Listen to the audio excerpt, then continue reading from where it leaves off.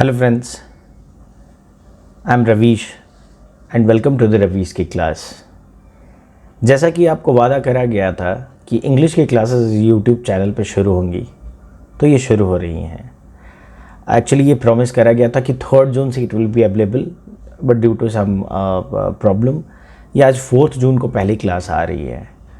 तो इंग्लिश की एक क्लास जो हम लोग स्टार्ट कर रहे हैं, ये किसके लिए है? ये बहुत इंपॉर्टेंट क्वेश्चन है कि ये इंग्लिश की क्लास जो है हमारी होंगी, ये किन के लिए होंगी। ये जो टारगेट हमारा ऑडियंस है या टारगेट जो हमारे स्टूडेंट्स हैं, ये स्टैंडर्ड 4th से शुरू हो जाती हैं।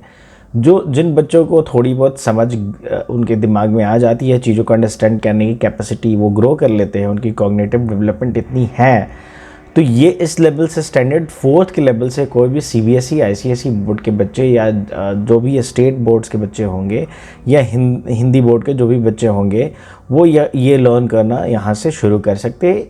इस तरीके से डिज़ाइन करा गया है सिलेबस को कि स्टैंडर्ड 4th एंड अबव के बच्चे इसको सीख सके।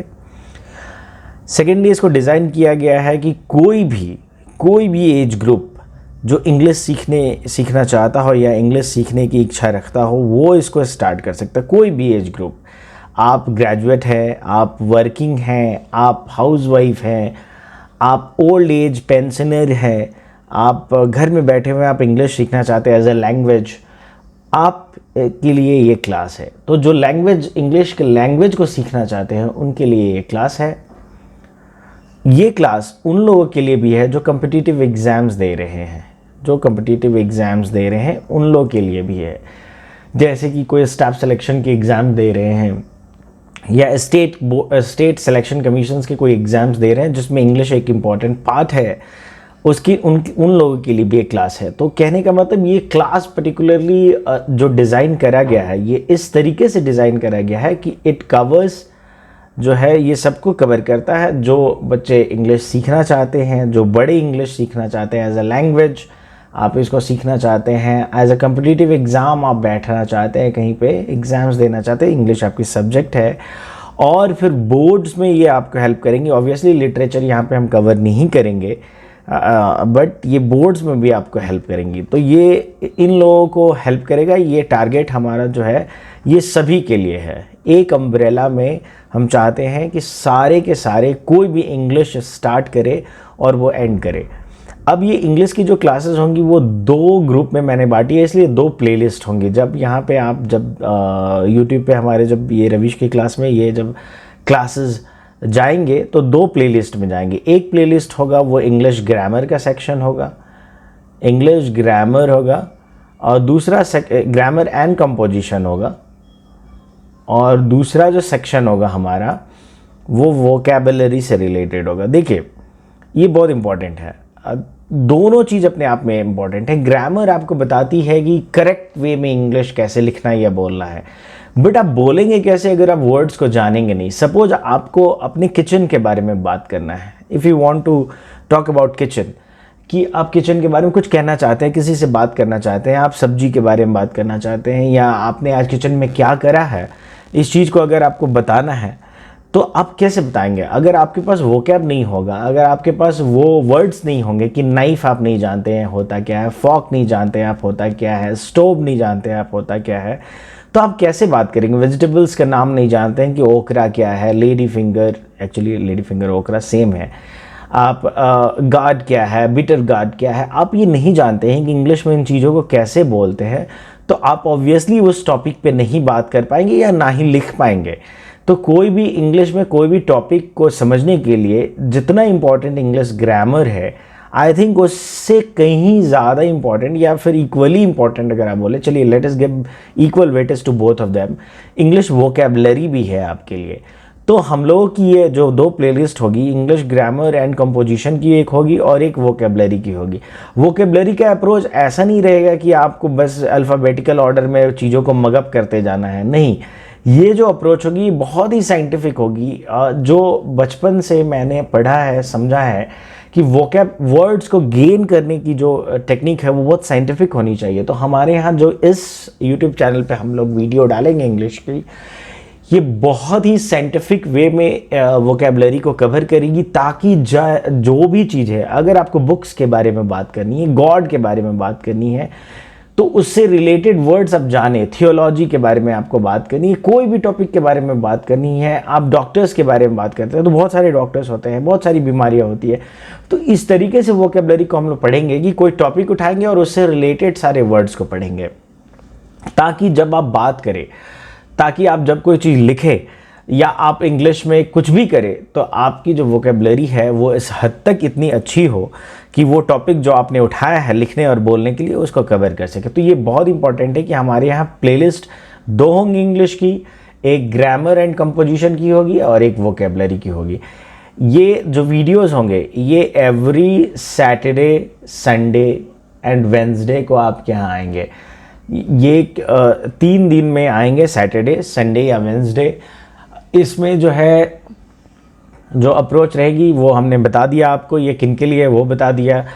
तो ये इंग्लिश, अब ये एक जो चीज़ मैं आपको बताना चाहता हूँ कि हमारी पढ़ाने की अप्रोच क्या रहेगी इंग्लिश ग्रामर की। वोकैब की तो मैंने बता दी कि आपको साइंटिफिक अप्रोच रहेगी। इंग्लिश ग्रामर को हम लोग कैसे पढ़ेंगे और क्यों ऐसा जो मैंने तरीका सोचा है उसको ऐसे पढ़ेंगे। देखिए, let me erase it first. देखिए, आज तक जो भी इंग्लिश ग्रामर हम लोगों ने पढ़ा है वो उसको पढ़ने की जो तरीका है वो 2-3 तरीका है। Sorry for my voice, let me select it. Yes, जो स्कूल्स में हम लोगों ने पढ़ा है, जो हमारे स्कूल में एक्चुअली मैंने सीबीएसई से करा है, तो वो 2 बुक्स होती थी। एक लिटरेचर की बुक होती थी जिसमें स्टोरी, पोएट्री एंड प्रोज होती थी, जिसमें स्टोरीज़ होते थे, पोएम्स होते थे, उनको हम पढ़ते थे, हमारे टीचर्स समझाते थे एंड उससे रिलेटेड क्वेश्चन एंड आंसर्स हम लोग करते थे। और एक लैंग्वेज की बुक होती थी जो कि वर्क बुक होती थी, जिसमें हम लोग जो है इंग्लिश ग्रामर से रिलेटेड टॉपिक और कंपोजिशन से रिलेटेड टॉपिक को कवर करते थे। ये एक अप्रोच होती है। अगर दूसरा अप्रोच जो मैंने देखा अपने स्टूडेंट्स को, जब मैं पहले पढ़ाया करता था फिजिकली, तो मैंने इन चीज़ों को देखा है कि अगर कोई इंग्लिश पढ़ता है तो वो क्या करता है, एक सर्टेन ग्रामर बुक लेता है एंड पेज बाय पेज पढ़ता है। ऑब्वियसली ऐसे ही लोग पढ़ते हैं, पेज बाय पेज उसको पढ़ता है।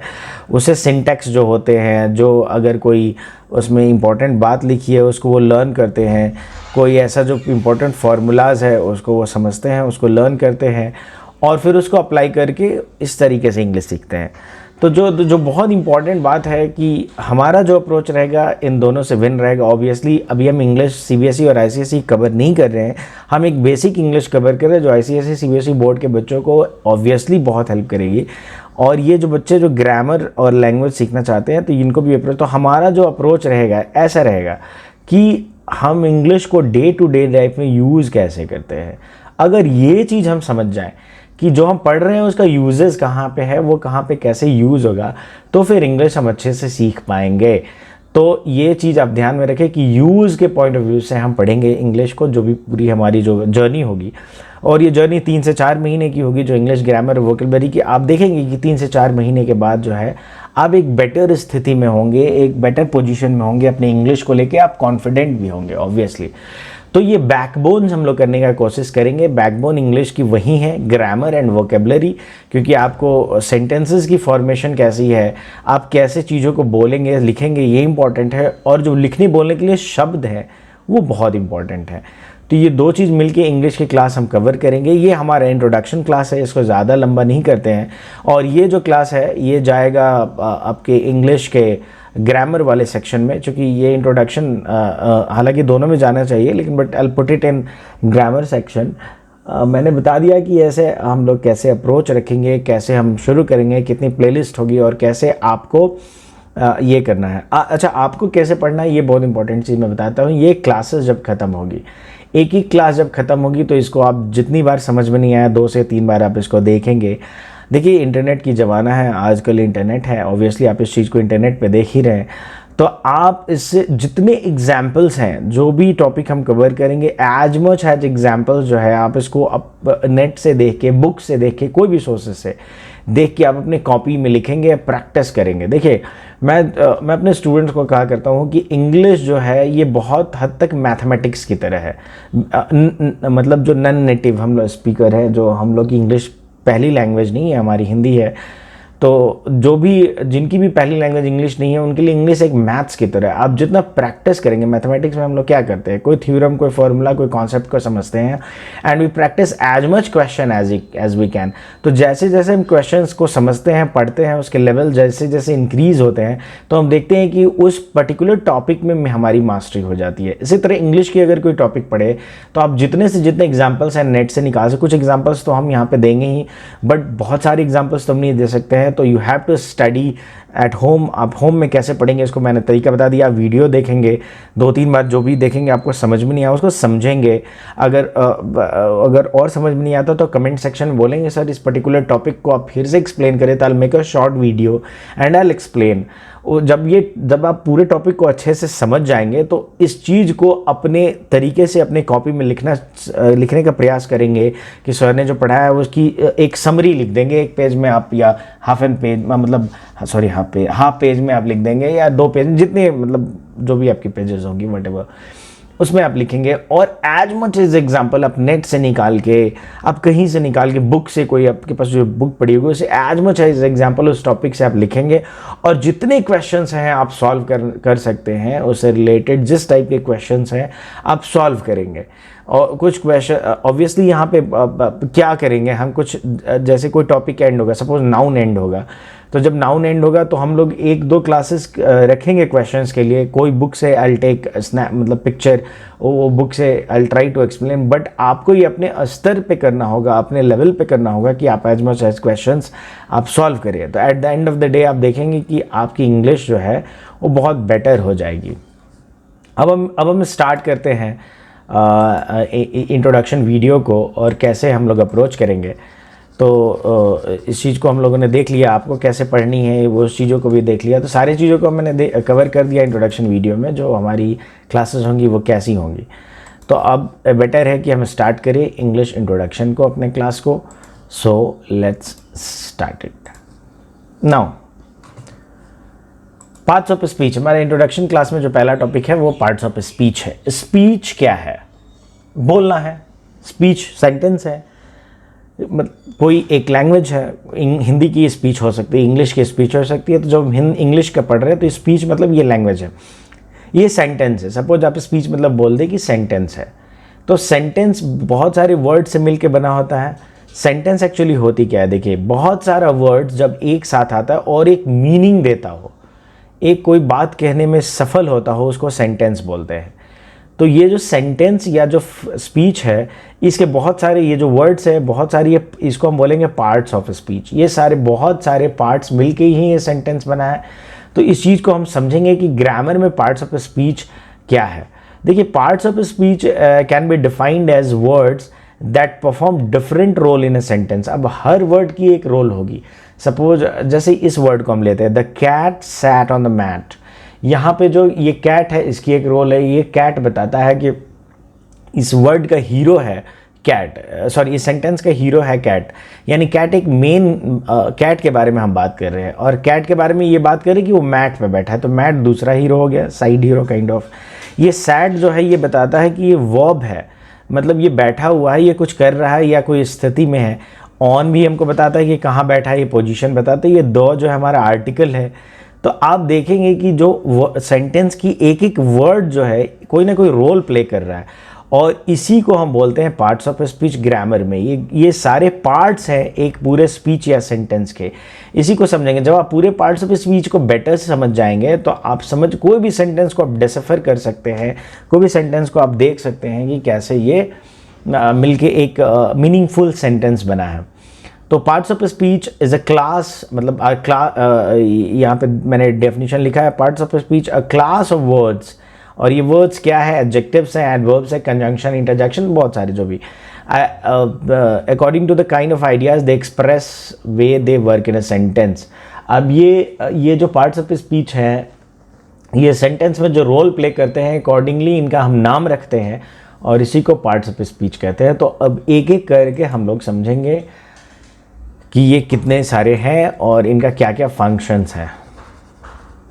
देखिए मैंने जैसे आपको बताया था कि एक हम लोग अप्रोचेस यूजेस में रखेंगे कि हमारा यूज़ कैसा है इंग्लिश में, हम कैसे उसको यूज़ करेंगे, तो उसी यूजेस के बेसिस पे जो है मैंने कुछ यहाँ पे examples, I have written some examples over here, मैंने कुछ एग्जांपल्स को यहाँ पे लिख के रखा है, इसको हम एंड में आके देखेंगे। यहाँ पे मैंने सारी चीज़ पहले लेटर यही हमारी होगी। पहले इस सारे सेंटेंसेस के एक बार आप देखिए, ये नाउन ये सब ये सारी चीज़ भूल जाए अभी, ये सिर्फ वर्ड्स को देख, सिर्फ सेंटेंस को देखिए। The cat sat on the mat, she dances gracefully, he is a tall man, she spoke softly to avoid waking the baby.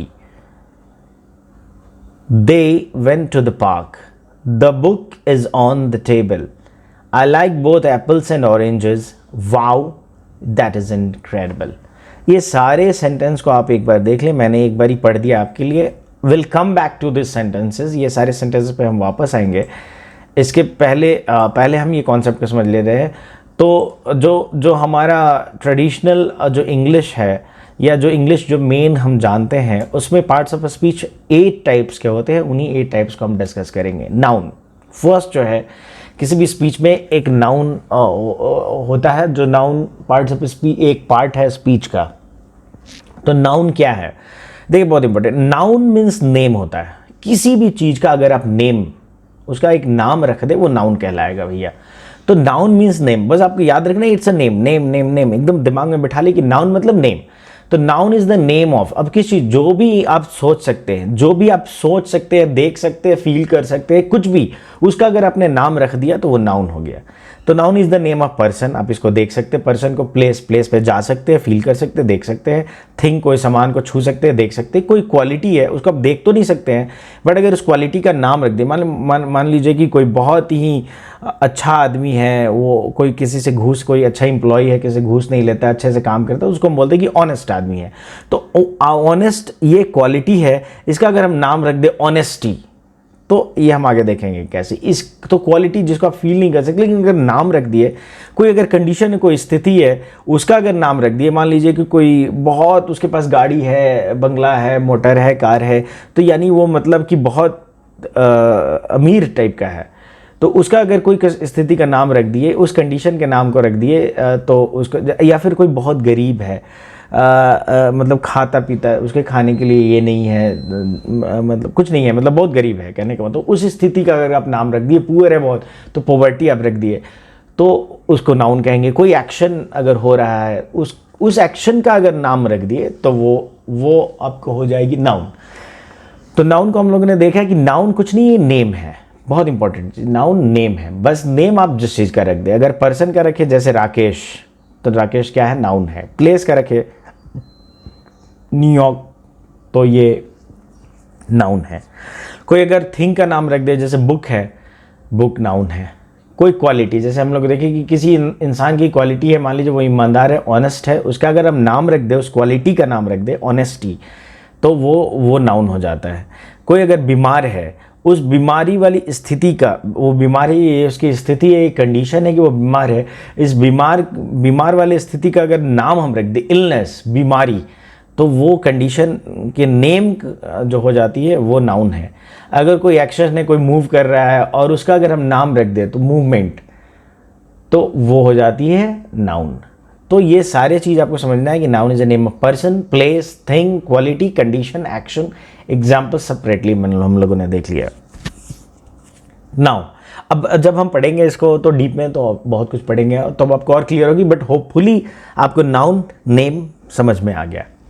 ना प्रोनाउन, ये सेकंड पार्ट ऑफ स्पीच है। प्रोनाउन एक ऐसा वर्ड है जो नाउन के जगह पे इस्तेमाल होता है। अब हम जैसे बोले कि Ram is a good boy,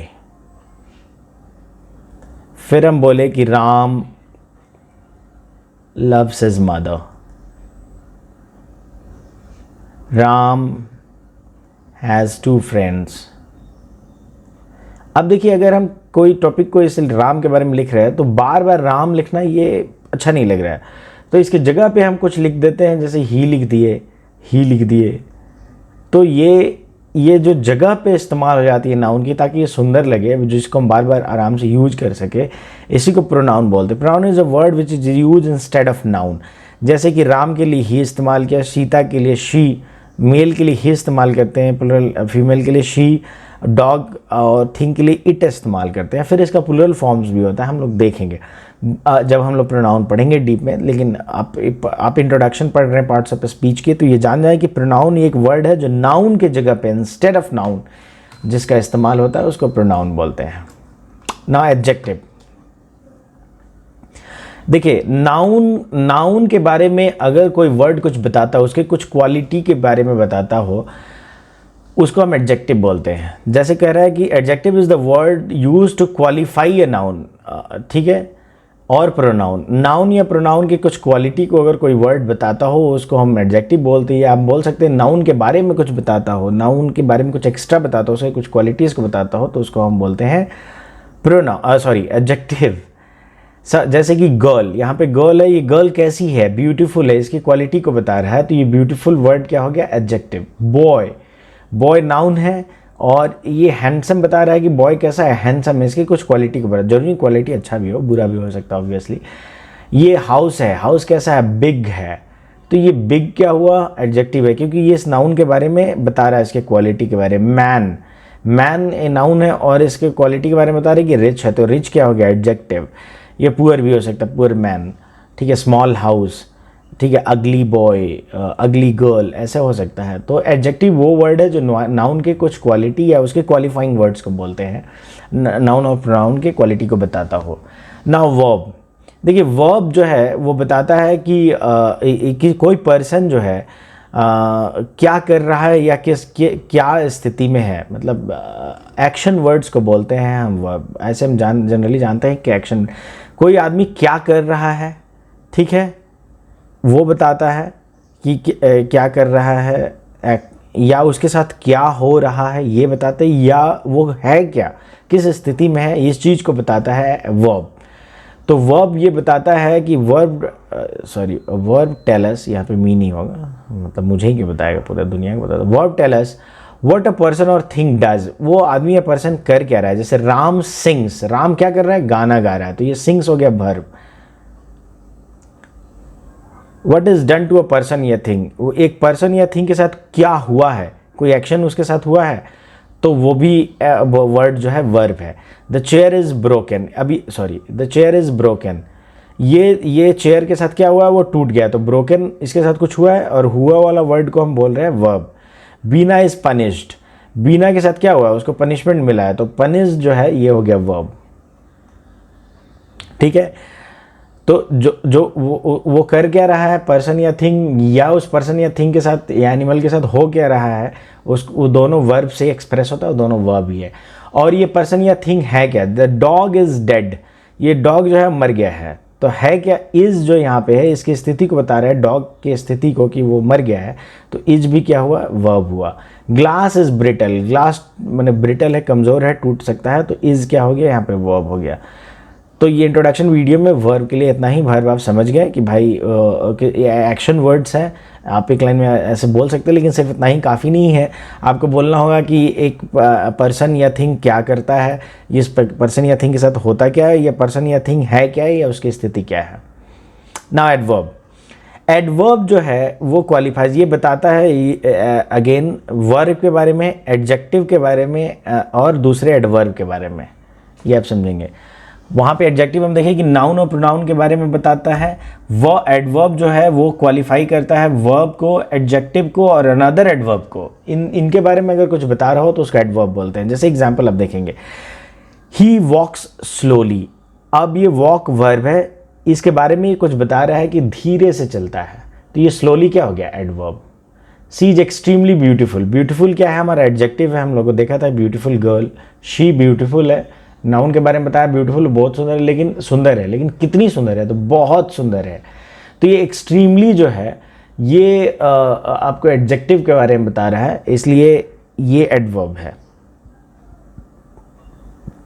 अब देखिए केयरफुली अपने आप में एडवर्ब है, अभी हम एडवर्ब के बारे में जान रहे हैं, तो केयरफुली अपने आप में एडवर्ब है, क्योंकि हम राइट कर रहे हैं कैसा, केयरफुली। वर्ब वर्ब के बारे में बताया कि कैसे हम लिख रहे हैं बहुत ध्यानपूर्वक।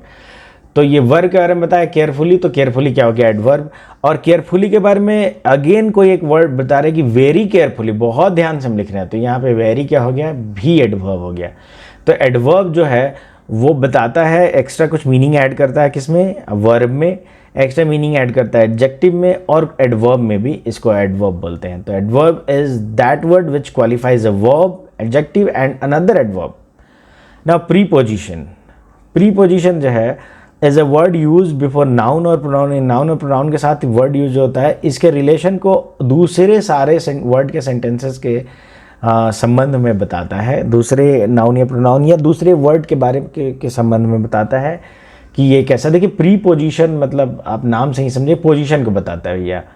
पोजीशन, प्री मतलब होता है कि प्री मतलब पहले, और पोजीशन मतलब पोजीशन को बताता है। देखिए जैसे कि the book is on the table. अब देखिए टेबल भी एक नाउन है, बुक भी एक नाउन है, इन दोनों के पोजीशन में क्या है भाई, ऑन। बुक टेबल के ऊपर है तो ये ऑन हो गया position. Pen is in the ink, pen is in the ink pot.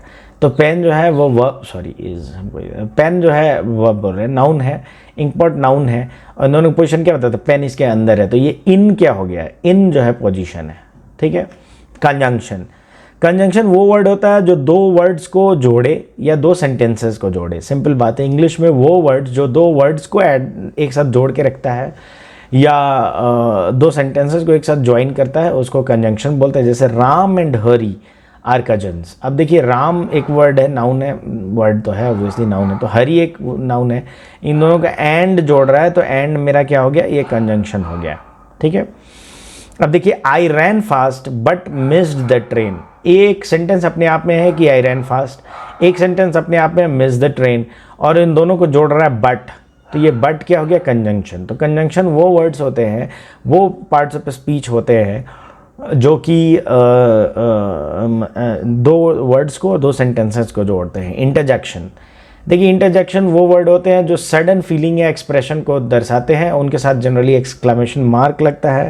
जैसे hurrah we won the match, तो hurrah is interjection. Alas the dog is dead, तो इंटरजेक्शन का इस्तेमाल होगा। वाव, इस टाइप का जो वर्ड्स होता है जिसके साथ एक्सक्लेमेशन मार्क होता है उसको इंटरजेक्शन बोलते हैं हम। तो हम लोगों ने देखा कि पार्ट्स ऑफ स्पीच क्या है, स्पीच क्या है, हम लोगों ने देखा कि भाई स्पीच होता क्या है, फिर हम लोगों ने देखा कि इसके कितने पार्ट्स हैं। अब जो है हम वापस अच्छा एक बहुत, ये सारे चीज़ों को थोड़ा बहुत, अच्छा एंड में आई एक्सप्लेन इन दैट। अब इन सारे वर्ड्स पे हम आएंगे, सॉरी इन सारे एग्जांपल्स पे आएंगे जो शुरुआत में लिखे हैं, और इसको समझने का प्रयास करेंगे कि मैंने लिखा क्या था। सी, कुछ अलग कलर सेलेक्ट कर लेते, लेकिन let us make it more colourful, green, okay. अब ये देखें, इसमें लिखा मैंने, एक्चुअली ये आठों जो एग्जाम्पल्स है इसको एक्सप्लेन करने के लिए मैंने जो है पहले कुछ सेंटेंसेस लिख लिया था। देखिए the cat sat on the mat, ये नाउन लिखा हुआ है कैट के साथ, तो कैट यहाँ पे क्या है, नाउन है। अब आप समझ रहे होंगे कैट नाउन होता क्या है। कैट एक तरह का एनिमल है, उस एनिमल जो एक तरह के होते हैं उनका नाम है कैट। शी, आप देख रहे हैं शी किसी लड़की की जगह पे इस्तेमाल हुआ होगा, तो इसको हम बोलते हैं शी, क्योंकि ये प्रोनाउन है, किसी लड़की की जगह पे इस्तेमाल हुआ है तो शी बोलते हैं। डांसेस, डांस एक्शन वर्ड है, वर्ब है यहाँ पे। He is tall man, man के बारे में बता रहा है क्या, टॉल, तो टॉल यहाँ पे एडजेक्टिव है। सी स्पोक सॉफ्टली, स्पोक मतलब वर्ब हो गया, और कैसे वर्ब के बारे में कुछ बता रहा है, सॉफ्टली यानी धीरे से बोलती है, तो ये एडवर्ब हो गया। दे प्रोनाउन हो गया, कुछ लोग होंगे उनकी जगह पे इस्तेमाल हो रहा है दे। Preposition, the book is on the table, ये एग्जांपल हम लोगों ने ऑलरेडी देख लिया। I like both apple and oranges, तो एप्पल और ऑरेंजेस को ज्वाइन कर रहे हैं एंड, तो ये कंजंक्शन हो गया। वाव, इंटरजेक्शन हो गया। तो आप क्या करेंगे, आप रैंडमली, अभी स्टार्टिंग में आपके लिए होमवर्क है ये एक्चुअली, अगर हम ये क्लास 2-3 बार देखें आप समझे इस चीज़ को, होमवर्क है पहले कि सारे के डेफिनेशंस को, सारे पार्ट ऑफ स्पीच के डेफिनेशंस को खुद से लिखे, right it in your own word, टूटी फूटी लिखे कोई दिक्कत नहीं, right but right it in your own word. और दूसरी आपकी जो होमवर्क है, आप बहुत सारा एक्सरसाइजेज कर सकते हैं, आप नेट पे सर्च करेंगे exercises for identifying parts of speech. आप कोई भी लेसन आपको मिल जाएगा, कोई भी बहुत सारा आपको कोई भी टॉपिक मिल जाएगा विथ आंसर की, आप ऐसा करेंगे, आप खुद को एनालाइज करेंगे। क्योंकि हमारी 1-to-1 इंटरेक्शन है नहीं, तो ये बेटर होगा कि आप ऐसे एक्सरसाइजेस को करें जिसमें आंसर की हो। तो आप एक सिंपल, बहुत कॉम्प्लेक्स सेंटेंसेस नहीं लेंगे, सिंपल सेंटेंस करीबन 100 सेंटेंस लेंगे और उसमें parts of speech, different parts of speech को आइडेंटिफाई करेंगे और आप देखेंगे कि आप कितना सही हैं। तो यहाँ पे हमारी पहली क्लास एंड होती है। आपको मैंने बताया कि ये 2 प्लेलिस्ट हम लोग बना रहे हैं, वोकैब की और इंग्लिश ग्रामर की। इसमें हम लोग इंग्लिश को स्टडी करेंगे। होपफुली आपको समझ में आई होगी। अगर if you want some improvement, ये तो इंट्रोडक्शन वीडियो थी, if you want some improvement तो आप मुझे कृपया करके प्लीज़ बताएं कि how can I improve the classes. अभी मैं आपको before I end the class एक इंट्रोडक्शन, एक ओवरव्यू दे देता हूँ कि हम लोग आने वाले समय में कैसे अप्रोच करेंगे इंग्लिश ग्रामर को, क्या क्या टॉपिक्स हम लोग कवर करेंगे और मतलब कहाँ से शुरू करेंगे। देखिए 2-3 तरीके हो सकती हैं। मैंने बहुत सोचा समझा, समझने का प्रयास किया कि क्या मैं पहले सेंटेंस से स्टार्ट करूं, क्या मैं पहले सिंटैक्स से स्टार्ट करूं, फिर क्या मैं पहले पार्ट्स ऑफ स्पीच से स्टार्ट करूं। तो हालांकि कोई भी अप्रोच इज़ गुड। कहीं कहीं सिंटैक्स पे आप देखेंगे स्टार्ट होती है, कहीं कहीं सेंटेंस पे स्टार्ट होती है कि सब्जेक्ट क्या है, प्रेडिकेट क्या है। बट मैंने सोचा कि let us make it more simple, parts of speech से स्टार्ट करते हैं एंड देन विल हम लोग ग्रेजुअली मूव करेंगे। तो पार्ट्स ऑफ स्पीच में पहले कवर करेंगे हम लोग नाउन, फिर हम लोग नाउन के नंबर्स को देखेंगे, सिंगुलर प्लूरल, फिर जेंडर को देखेंगे, फिर केस को देखेंगे, फिर हम लोग देखेंगे प्रोनाउन, फिर हम लोग देखेंगे एडजेक्टिव, फिर डिग्रीज देखेंगे एडजेक्टिव की, फिर हम लोग देखेंगे इसके वर्ब को, फिर वर्ब के फॉर्म्स को देखेंगे, ऑक्सिलरी वर्ब वगैरह, मतलब वर्ब के पूरे चीज़ को देखेंगे। फिर हम लोग देखेंगे एडवर्ब को, फिर हम लोग देखेंगे प्रीपोजिशन को, फिर हम लोग देखेंगे कंजंक्शन को। जब ये सारी चीज़ ख़त्म हो जाएगी तो फिर हम लोग आएंगे डिटरमाइनर्स पे, टाइम एंड टेंस पे, सीक्वेंस ऑफ टेंस पे, नरेशन पे, वॉइस पे। फिर जो है हम लोग सिंटैक्स को देखेंगे कि कौन सा सिंटैक्स कैरी करता है इंग्लिश में, और फिर जो है हम लोग और भी जो भी छोटी होगी, जो भी इम्पोर्टेंट ग्रामर टॉपिक्स होगी उसको कवर करेंगे। ये हमारी अप्रोच रहेगी। तो पार्ट्स ऑफ स्पीच को हम लोगों ने ख़त्म कर लिया। अच्छा, दो इम्पॉर्टेंट चीज़ बात हम आपको बता देते हैं, आप कंफ्यूज नहीं हो इंग्लिश पढ़ने के समय, इसलिए मेरे को बहुत इम्पॉर्टेंट है कि मैं आपको बता दूँ। देखिए हम लोगों इसमें ना ब्लाइंड अप्रोच रखेंगे इंग्लिश में। मैं इसे बोलता हूँ कि आप कैसे अप्रोच रखें इंग्लिश में। जब मैं खुद पढ़ता था तो अगर चूँकि हम लोग कन्फ्यूज़न को दूर करने के लिए हम लोग क्या करेंगे, एक अजीब टाइप का अप्रोच रखेंगे। देखिए ये सपोज हम आँख से देख रहे हैं, इसमें हम काला चश्मा पहन लेंगे और कैप लगा लेंगे और कवर कर लेंगे। इधर से हम कुछ नहीं देखेंगे, इधर से कुछ नहीं देखेंगे, बस सीधे देखेंगे, एकदम सीधे। जो टॉपिक पढ़ रहे हैं उसको देखेंगे, उसको समझेंगे, उसके एक्सरसाइजेस को करेंगे बस। ये नहीं कि कंफ्यूज होंगे, अरे सर तो बोले थे कि ये नाउन है, ये वर्ब है, यहाँ पे वर्ब होना चाहिए, यहाँ पे नाउन चाहिए, बट यहाँ पे तो कुछ और है यार।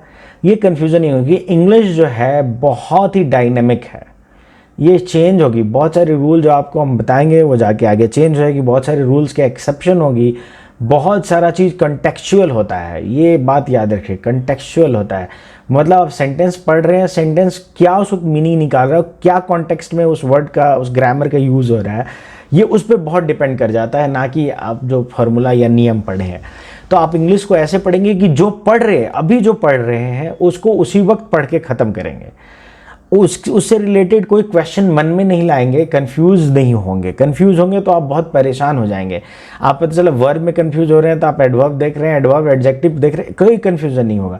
जो आप पढ़ रहे हैं समझिए कि अभी हम इतना ही मेरे को जानना, आई डोंट नीड मोर। हम पीछे अगर कुछ पढ़ लिए तो उसको हम यहाँ अप्लाई नहीं करेंगे। अभी जो हम पढ़ रहे हैं, प्रेजेंट में जो पढ़ रहे हैं उसको पढ़ के ख़त्म करेंगे हम। ये बहुत इंपॉर्टेंट चीज़ है इंग्लिश में कि आप जो पढ़ रहे हैं उसको पढ़ के ख़त्म करें। आप पीछे चीज़ को अभी मन में नहीं लाएं। अभी कंपैरिजन, जब आप पूरी चीज़ों को एक साथ पढ़ लेंगे, जब आप ख़त्म कर देंगे इंग्लिश ग्रामर को, तब आप समझ पाएंगे कि कैसे आप कनेक्ट कर पाएंगे चीज़ों को, कि ये चीज़ यहाँ कैसे इस्तेमाल हो रहा है, वो चीज़ यहाँ कैसे इस्तेमाल हो रहा है। और देखेंगे कि सारा गेम कंटेक्चुअल, अभी जो पार्ट्स ऑफ स्पीच हम लोग पढ़े हैं, तो कहीं पे देखेंगे कि कोई चीज़ ना, कभी कभी कोई चीज़ नाउन जैसा बिहेव करेगा, इंग्लिश थोड़ी सी है ऐसी, कभी कभी कोई चीज़ एडजेक्टिव जैसा बिहेव करने लगेगा। तो ये सारी चीज़ों को हम लोग पढ़ेंगे आगे चल के, डीप में पढ़ेंगे। बट ये 2-3 चीज़ जो आपको उस वक्त पढ़ने का तरीका, होमवर्क भी दिया मैंने, पढ़ने का तरीका ही बताया, और 2 तरीका जो मैं आपको बताना चाह रहा था कि इंग्लिश बहुत चीज़ कंटेक्चुअल है, और दूसरा चीज़ आप कंफ्यूज नहीं हो। प्लीज़ जो चीज़ अभी पढ़ रहे हैं उसको पढ़ें, ख़त्म करें। आप ये नहीं कि पीछे जो पढ़े हैं उसको ला के यहाँ पर बैठ के सोचने लगे, आप ऐसा बिल्कुल ना करें। आपकी जो सारी टॉपिक एंड हो जाएगी तो आप देखेंगे कि आप खुद से you will be able to connect all the dots. Okay, so hopefully हम नेक्स्ट क्लास में मिलते हैं विथ नाउन। ये लंबी चलेगी क्लासेस, ये 5-6 महीने, आई डोंट नो कितने दिन चलेगी। आई ट्राई टू, मेरे को वीडियो बनाने में भी टाइम लगती है, आई टेक सम टाइम, सो कोई दिक्कत नहीं है, विल गो स्लो। 6 महीना, 7 महीना, 8 महीना, 1 साल, जितने दिन में खत्म होगी, will try to cover it. आप हमारे साथ चले, topic wise will try to cover everything, और at the end of the syllabus आप देखेंगे कि will be able to cover each and every thing of English. I'll be able to आप देखेंगे कि you'll be able to speak very fluently, very good, very well, और आप ये भी देखेंगे कि you'll be able to write, कोई भी टॉपिक के बारे में आप लिख सकेंगे। सो बहुत बहुत शुक्रिया आपका जुड़ने के लिए। होपफुली आप नाउन के क्लास में जुड़ेंगे। हमारे जो वीडियोज़ हैं इट विल मोस्ट प्रोबेबली कम, ये आएंगी सैटरडे, संडे और वेंसडे को, रिलेटेड टू इंग्लिश, और भी सारे वीडियोस। सो बहुत बहुत शुक्रिया आपका, धन्यवाद आपका रविश की क्लास के साथ जुड़ने के लिए। Thank you very much.